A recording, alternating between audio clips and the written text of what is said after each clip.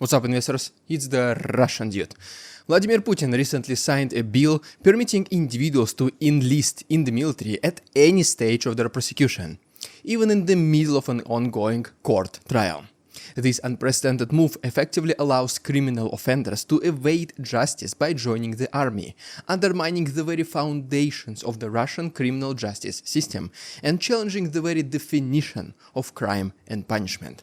At this point, it is still too early to tell the real consequences, but eventually, more and more criminal-minded people will realize that you can simply do whatever you want, because there will always be a literally get-out-of-jail-free card. Same thing with dental things, for example. All of us know that sweets are bad for our teeth, and that we should brush twice a day, floss, and do the mouthwash thing. But guess what? Many people still eat sweets, they don't brush as regularly, and don't even get me started on flossing regularly. Why is this happening?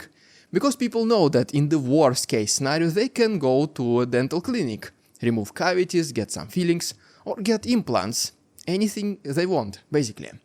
Do people like to go to the dental clinics? Mostly no. But this is something they will have to do, because toothaches are unbearable. Basically, you do something not that enjoyable to avoid something even worse. So why am I saying all this?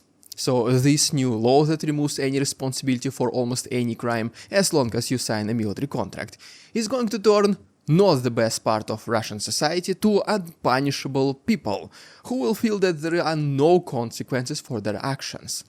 Just like with the dental example, they will be committing all sorts of crimes, knowing that they can simply redeem themselves in the future. And if you think that these people are concerned about dangers of fighting in Ukraine, well, these people's minds, they work differently. If a person is ready to take somebody's life, if a person is willing to risk their freedom for stealing somebody's phone, then they have a completely different mindset from us guys. They might not think about the immediate dangers of Ukraine. They think about how to avoid going to jail at all costs.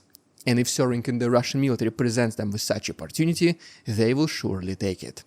And later on, along the way, they will try to figure out how to stay alive or how to hide, run away, and possibly even seek an asylum in another country. Today, let's explore the immediate and long-term implications of this governmental decision and draw parallels with the rise of cartels in other parts of the world.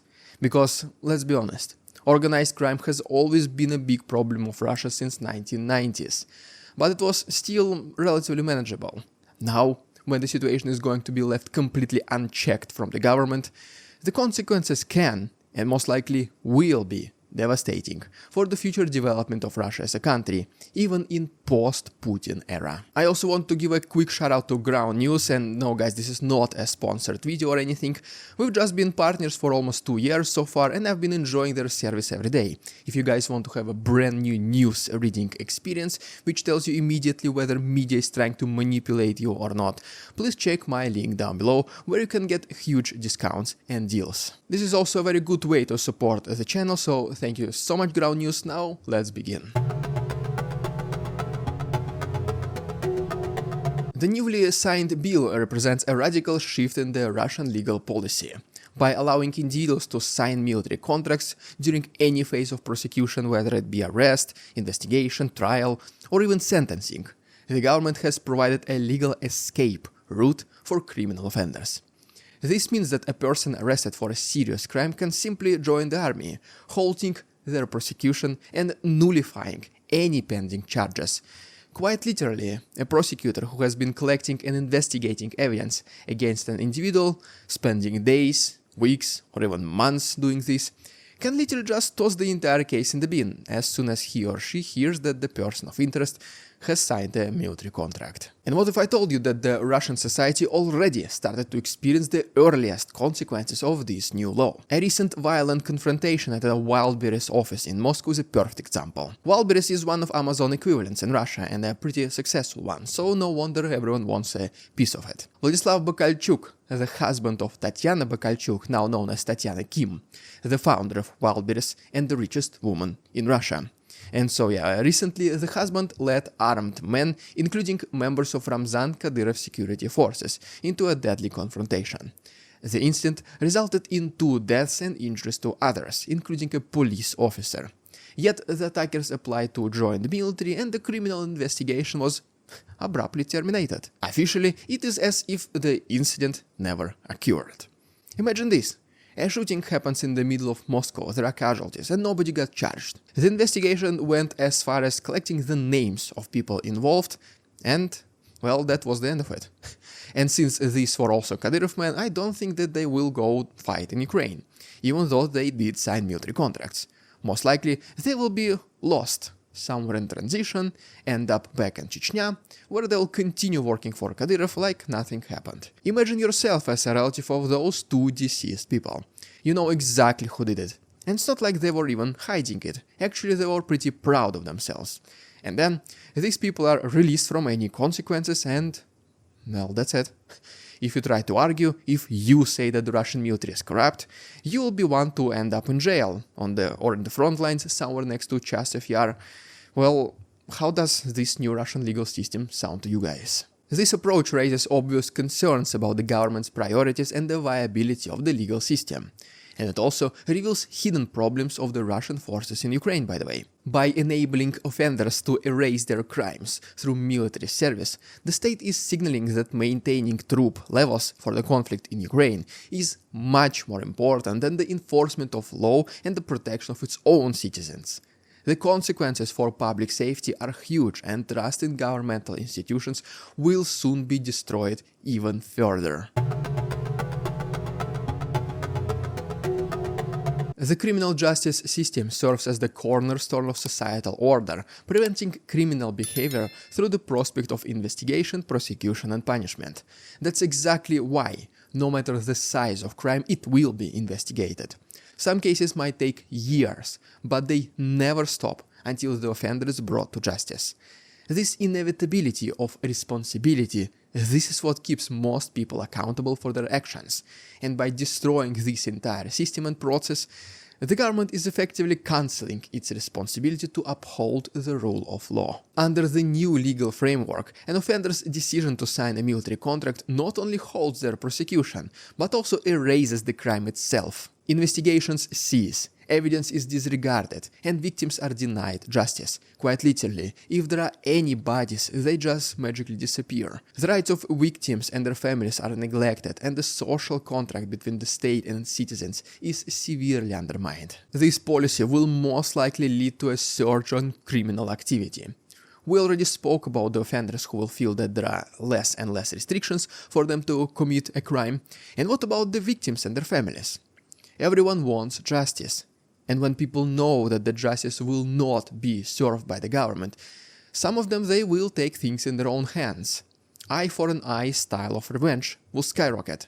People will pay criminals on the dark web to solve their problems.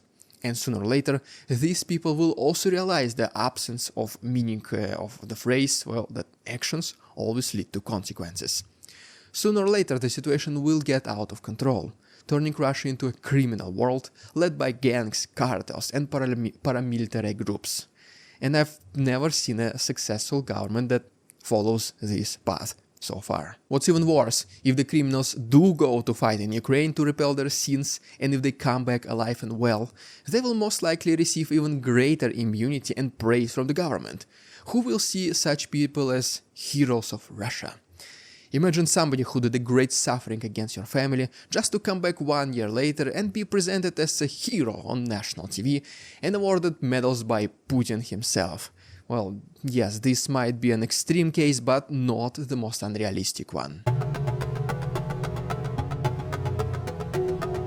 The long-term implications of this policy can lead to the cartelization of Russia, drawing parallels with countries like Mexico, where prolonged conflicts and weakened state institutions have given rise to powerful cartels. We can foresee a similar trajectory if the current trend continues. In regions affected by cartel violence, paramilitary groups operate with impunity, controlling territories, engaging in drug and human trafficking, and challenging government authority. They possess their own armed forces, have influence over businesses, and often become the de facto government in certain areas. You probably heard about some places where not only tourists and locals are allowed, but even the police is afraid to go.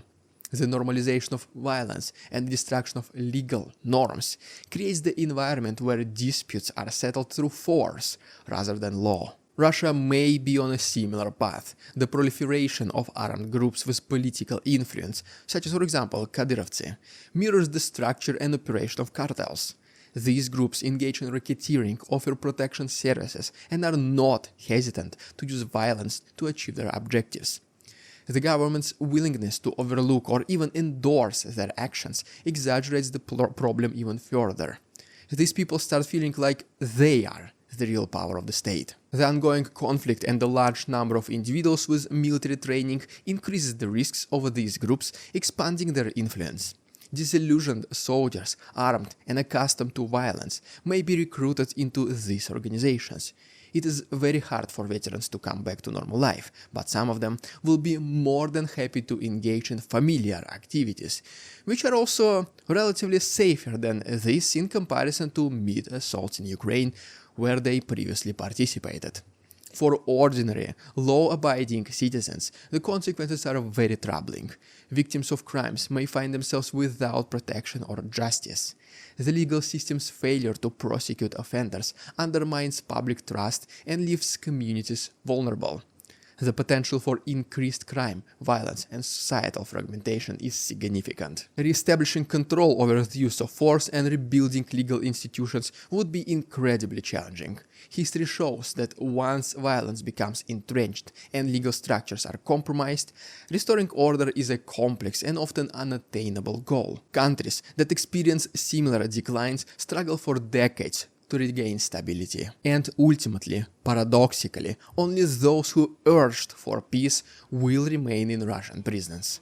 Those who protested war, violence and mobilization will be sentenced to jail for discrediting the Russian military. They surely will not sign a military contract to redeem themselves. So in the end, what kind of country will Putin's Russia become? Where war is peace, freedom is slavery, and ignorance is strength. Well, there you have it, guys. Thank you so much for watching. Please like this video, subscribe to my channel if you want to see more videos like this. If you wish to support my work, there are links down below. Thanks so much for watching. See you tomorrow. We won't succumb to their tricks, the facade they try to sell. Their twisted words and feeble claims on us all they cannot quell. We see through their lies, their feeble attempts to sway. We do not believe in ridiculous Russian propaganda.